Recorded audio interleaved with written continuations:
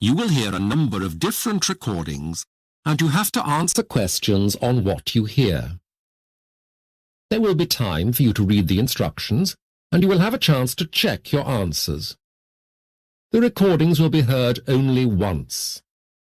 The test is in 4 sections. Record all your answers in your test book, and at the end of the test, you will be given 10 minutes to transfer your answers to a special answer sheet. Now turn to Section 1. Section 1. You will hear a talk given by a guide to a group of tourists going on a coach tour of the capital cities of Europe. First, you will have some time to look at questions 1 to 8.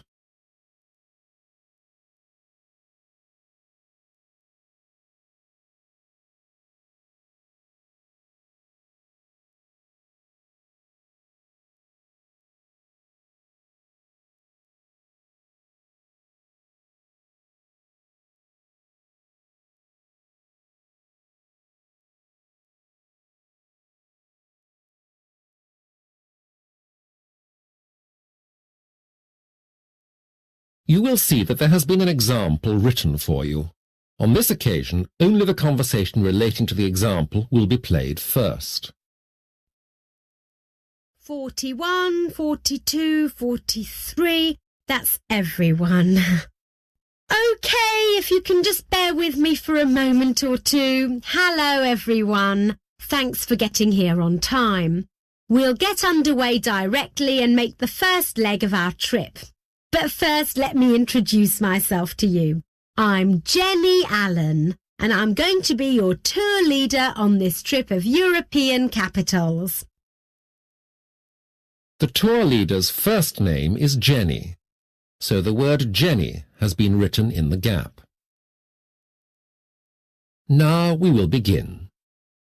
You should answer the questions as you listen, as you will not hear the recording a second time. Listen to the talk carefully and answer questions 1 to 8. If you have any problems or difficulties, or if you want to know more about something, then ask me and I'll do my very best to help you. And this is Ray Smith, who is our driver for this tour. And welcome especially to Chadra and Indira. They've just finished their university exams and are celebrating with a tour before going home to India. Now, Eurobus's European Capitals Tour. 5 capitals in 6 days. I gave you our itinerary as you were coming aboard, so let me take you through it. It hasn't changed from the time you booked, I promise, but various things we couldn't put in the brochure have been confirmed now, and I can tell you about them. This is day 1, and we're going to drive from here down the M1 to London, which will be the first of our capitals. We expect to arrive in London at about 1 o'clock in the afternoon. There will be a break for coffee on the way, probably around 11 a.m. at Northampton. After lunch at 3 o'clock, there's a tour of the sights of London. Buckingham Palace, the Houses of Parliament, Trafalgar Square and so on. At 5 o'clock, we'll book you into your hotel for the night. We have arranged some tea, but we need to leave at 6:30 promptly, please, to get you into the show on time. As we hoped, we're all going to see ABBA the musical. So you can all sing along. We'll be back at the hotel by 11 o'clock, and if you want, you can have a drink or something else to eat then. Day 2. Breakfast is arranged for 7 o'clock. We've booked a full breakfast and the bus will leave at 8:30. We must be on time for this because we've got to book into the Eurostar by 9:30 at the latest, and we can never be sure of the traffic, so we need to give ourselves plenty of time.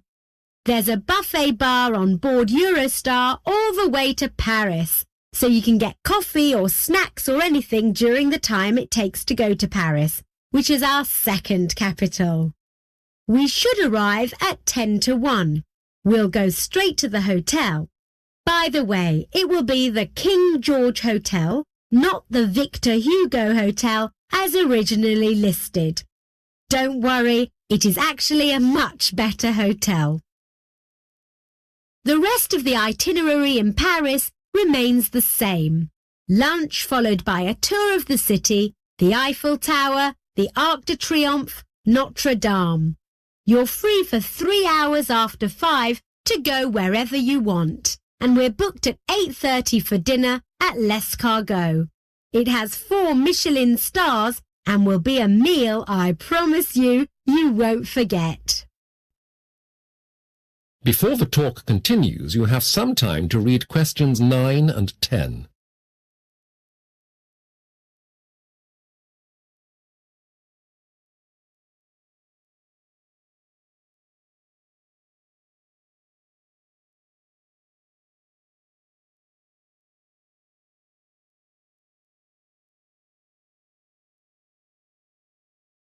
Now listen carefully and answer questions 9 and 10.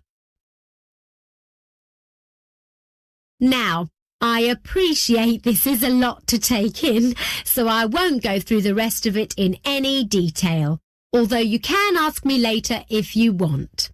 I'll just point to some of the minor changes so they don't surprise you later. Day 3, we'll drive to Brussels. The trip round the chocolate factory is now confirmed. It will be the Leonidas factory. I'm looking forward to that. There won't be a bus tour of Brussels because there are elections on day 3 and large parts of the city will be blocked off. So we've arranged a walking tour instead. If any of you feel that doesn't appeal, then see me and my colleagues in head office will try to arrange something else instead. Day 4 is Luxembourg and there's no change there. Day 5 is Berlin. Day 6 is Amsterdam. Not exactly a capital city, but the biggest Dutch town. We have been successful at getting you into the Van Gogh art exhibition there. I know some of you will enjoy that. Then it is back on the ferry and we hope to be in Wolverhampton by midnight. That is the end of section 1. You will have half a minute to check your answers.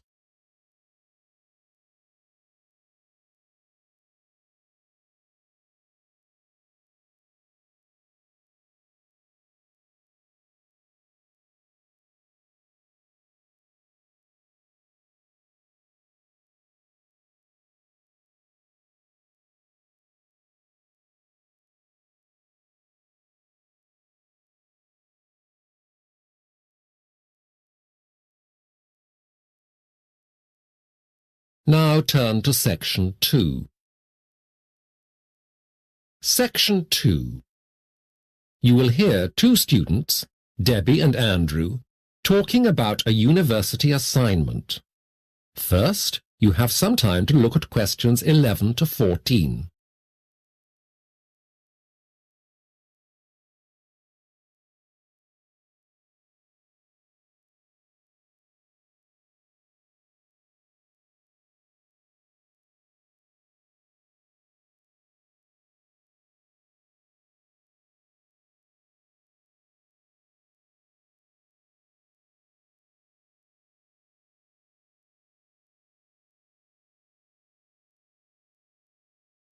Now listen carefully to the discussion and answer questions 11 to 14.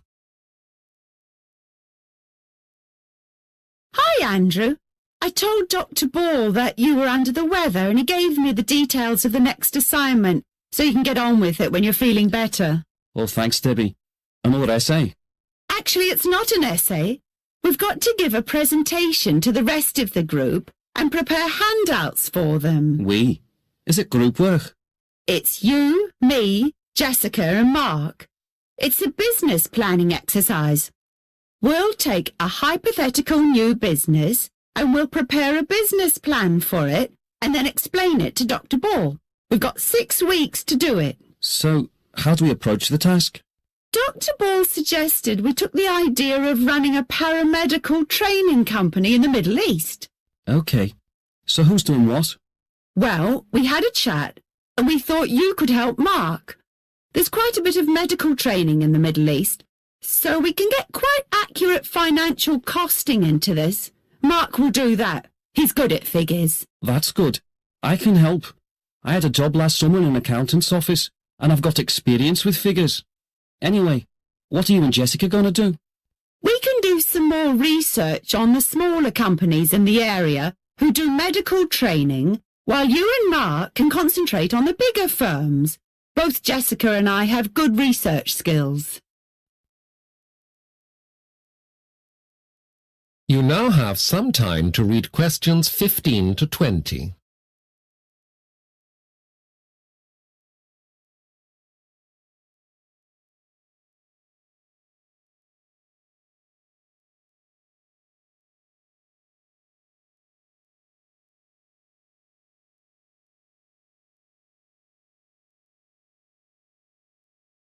Now listen to the rest of the discussion and answer questions 15 to 20. Seems you've been busy planning the whole project. Well, 6 weeks seems like a long time, but we've got some midterm tests in a fortnight, so I think we'd better get on with this presentation as soon as possible. You're right. What about arranging when we can meet to check on each other's progress? Well, that's going to be a bit tricky. Jessica won't be here from next Monday to Saturday, as she's got to have some minor surgery. Nothing to worry about, I hope. No, it's just something routine. But Mark will be away at the weekend and won't be back until Tuesday or even Wednesday.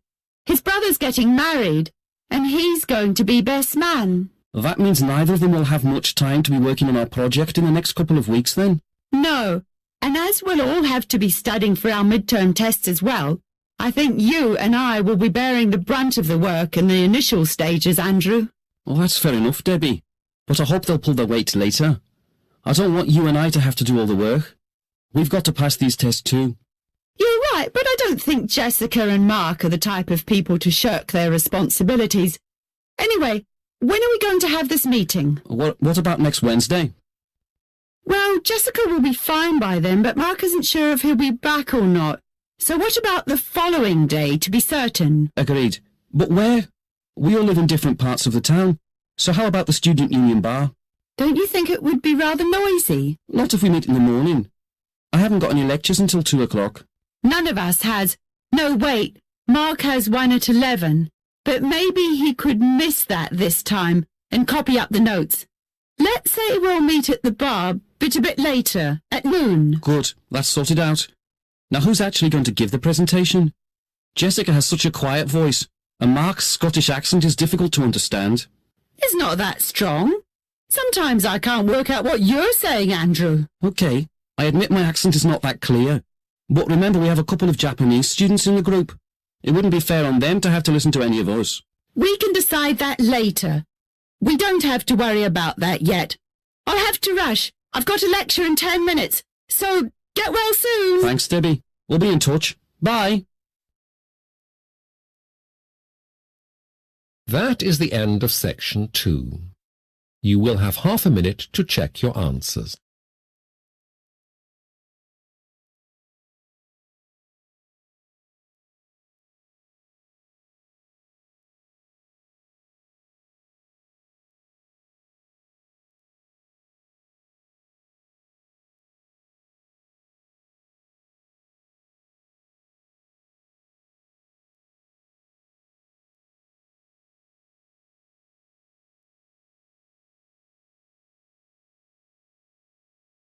Now turn to section 3.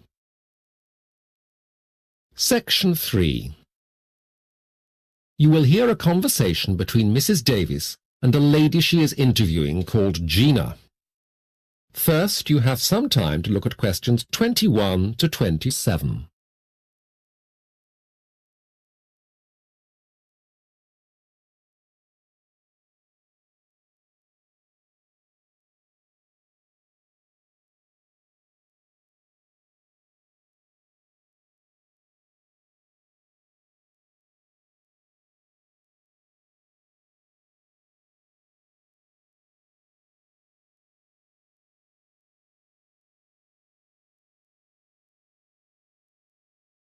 Now listen carefully to the talk and answer questions 21 to 27.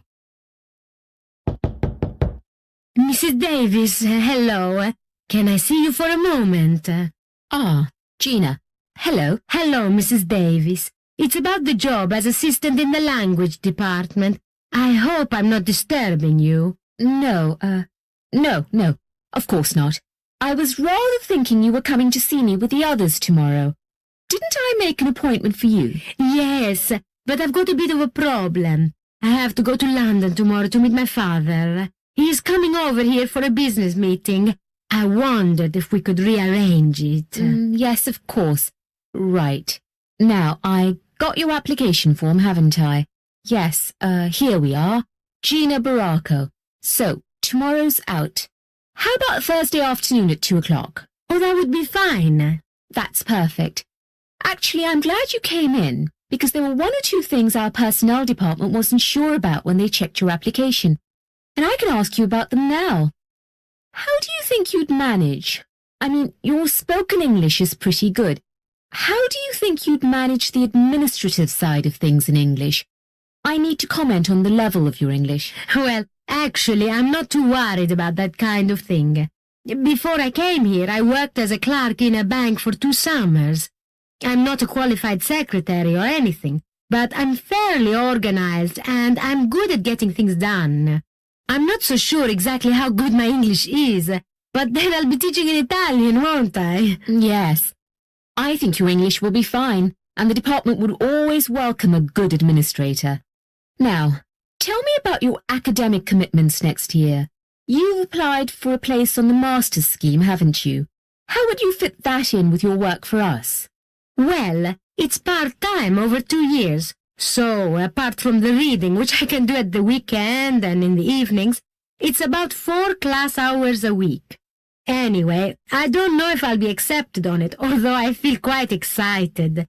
I had the interview last Monday with Dr. Marplot, and it went really well. He asked me exactly the questions I wanted. That's good. Now, the post we're looking to fill is to teach Italian media. In Italian, of course. That involves reading and discussion classes mainly, although you'd be expected to help the undergraduates with their language as well. You can speak to the other assistants about how it works exactly. There is one in each language department. They're mainly Europeans, although I think we've got one Russian too. You now have some time to look at questions 28 to 30.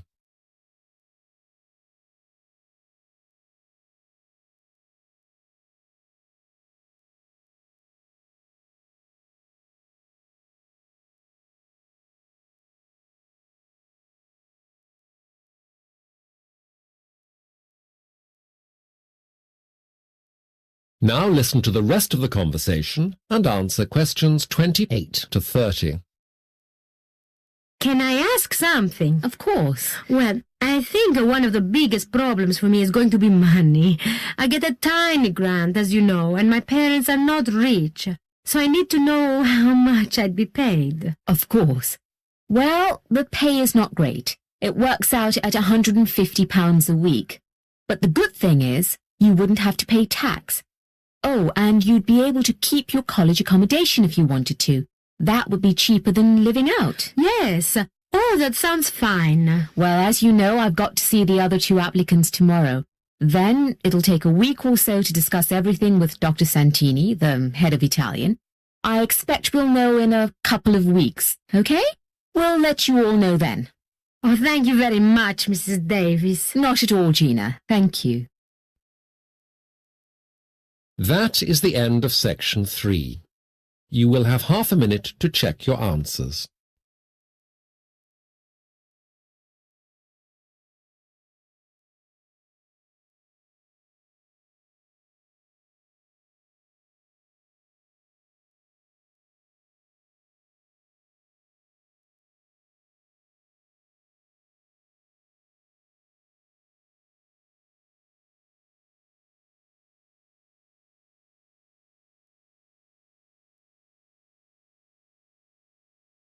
Now turn to section 4.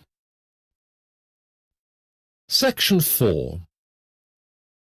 you will hear a talk by a college principal. First, you have some time to look at questions 31 to 40.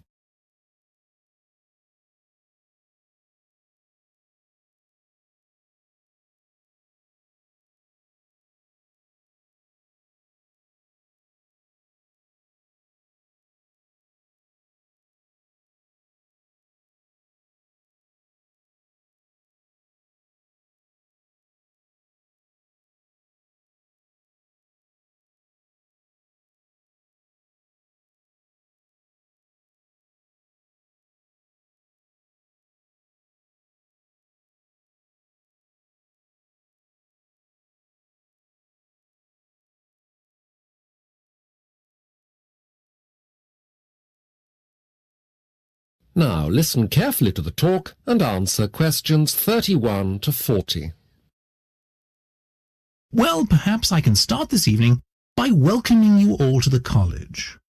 Some of you, of course, I know well already, but the parents are mostly unfamiliar to me. We are very proud to have you here tonight to present the awards for this year's students, but also to celebrate our centenary and to celebrate the achievements of the college over that time. Before we go on to the main business of tonight, the Achievement Awards, I should like to say a few words to remind you why this college has such a unique reputation in this country. Because it is well known for what it is, which is quite simply the best engineering institute in the United Kingdom. This is not just my opinion, which might well be biased. It is based on government figures which consistently show that year after year we provide the highest levels of education, engineering research and pastoral care in the UK. As most of you know, this is the college's centenary year, and it is important, I feel, to reflect on the origins of the college. 100 years ago, the traditional industries of this area, weaving, cutlery making, and agriculture, were in sharp decline, and when they went, in came that scourge of the past, unemployment and poverty. Our college was founded in order to provide for some of the poorest but brightest boys of the town and surrounding area a way out of the poverty of the time. It was an immediate success, thanks in no small part to the first generation of teaching staff, including Frank Harris, a future president of the Aeronautic Society, and Dr. Bart Halliday, whose name is surely known to you all as a Nobel Prize laureate and major contributor to the creation of the first atomic bomb. By 1917, the college was turning out 300 highly skilled, highly qualified graduate engineers a year. Former students at this time include Frederick Cantor, who became a researcher at the Atomic Research Station in Minnesota in America, and the painter Lucien Dewdley, R.A., who famously didn't complete his studies because of illness. After the end of hostilities in 1918, the college was formally attached to the Northern University in Colton, and has remained a part of that institution ever since. The achievements of the graduates and staff of the college in the years since then are too numerous to list here, but I must mention the invention of the Bell racing engine, which has been such a powerful force in automotive engineering. These days, the focus of our research has changed to keep pace with the changes in modern technology, and while many of you will know that we are particularly well known for our expertise in bridge-building technology, you may be surprised to hear that none of us has ever actually built a bridge in our lives. These days it is all done by computer models. So, when we worked on the changes of the Millennium Bridge over the Thames, which wobbled so badly, the first we saw of the bridge was when we walked on it after the completion of the changes. In the dozen or so years that I've been principal, that is probably one of my most fulfilling moments. To be able to undertake this work through theoretical modelling rather than trial and error is surely the goal of engineering research. That is the end of section 4. You will have half a minute to check your answers.